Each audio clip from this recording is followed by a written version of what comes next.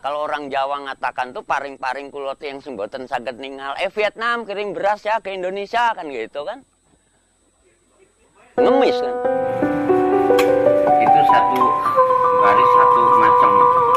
Ini akan saya tinggalkan untuk bangsa.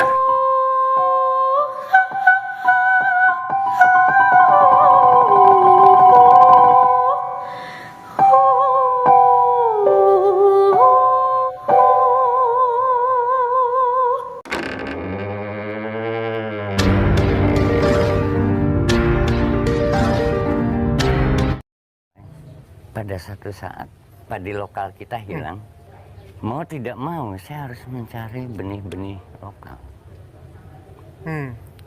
Saya keliling Lampung, Bengkulu, Sumatera Selatan.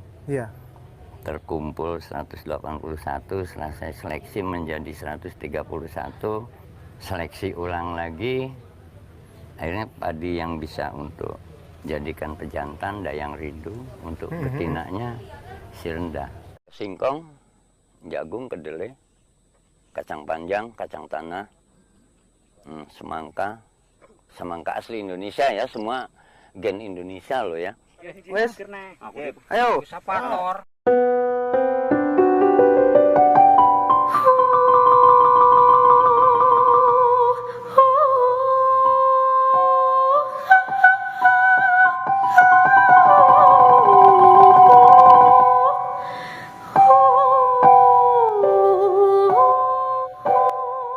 Seperti Surono Danu telah mendedikasikan hidupnya untuk mengembangkan benih dan menyimpannya.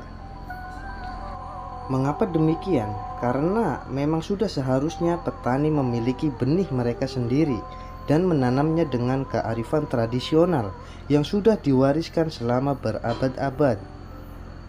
Metode ini sangat bergantung pada keanekaragaman hayati dan juga tidak menggunakan bahan sintetis dalam bentuk pupuk maupun pestisida. Dalam sistem ini, benih dibagikan bersama karena benih milik bersama.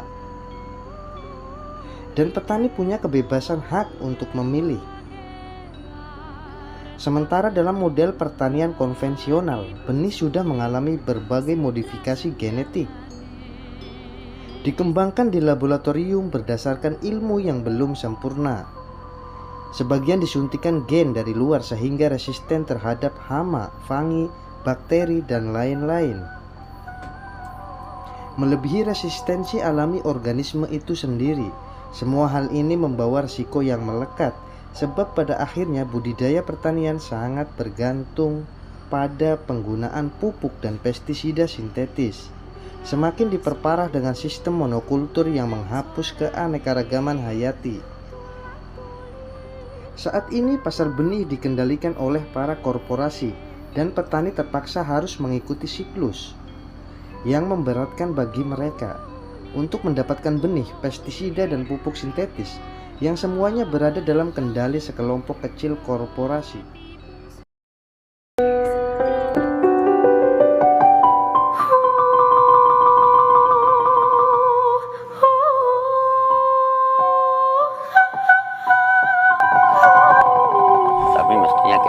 Semua, termasuk Menteri Pertaniannya juga salah.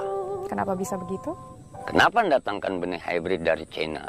Yang akibatnya tahun-tahun yang lalu di daerah Klaten, di daerah Karanganyar, Magetan, di mana-mana wereng merajalela. Dan petani itu bukan buruh ya, bukan buruh yang kerja mendapatkan uang. Dia bekerja bagi dirinya sendiri dan tanpa ada asuransi. Sekarang kalau diberi benih hybrid yang tidak satu gen dengan benih-benih yang kita punya, apa pemerintah mau ganti? Berapa luas yang tidak panen dan berapa kali mereka tidak panen? Sekarang timbul wereng lorek, wereng yang dulu ada coklat, putih, hijau, sekarang ada yang belang. Udah ada mutasi gen yang baru. Untuk yang sudah ada saja kita udah payah, apalagi menghadapi yang kita belum tahu bagaimana cara membunuhnya. Tanah ini milik kita, teknik ini milik kita, tapi kenapa benih harus milik orang lain?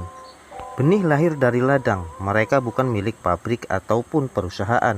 Tempat itu harusnya hanya untuk memproses saja.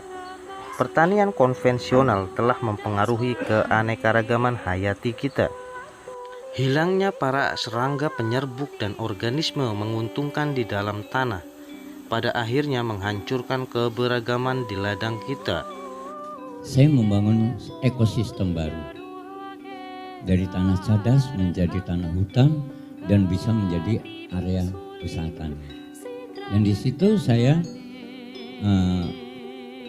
membantu pemikiran dari mereka melahirkan petani mandiri. Jadi di situ pusat pelatihan petani mandiri di Parung Panjang.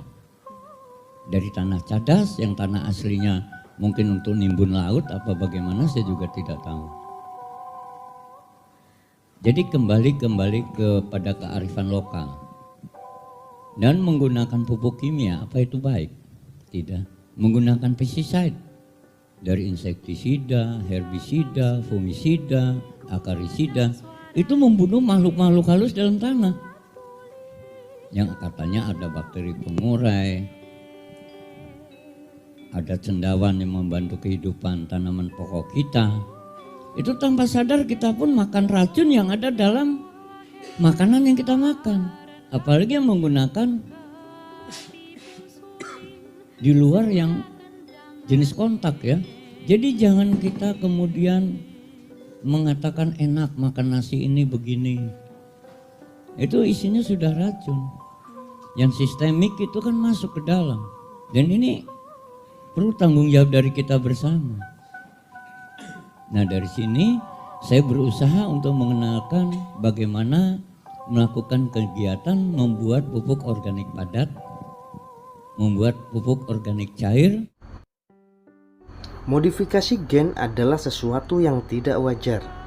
Benih kita telah berevolusi bertahun-tahun dan tahan cuaca.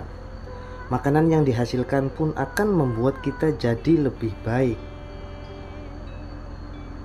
Bayangkan apa dampak benih transgenik pada kita. Harga benih yang sangat mahal, sedangkan kita bisa menghasilkan benih sendiri. Untuk apa mengeluarkan duit? Ini semua hanyalah bisnis, cara mereka untuk menguras kantong kita.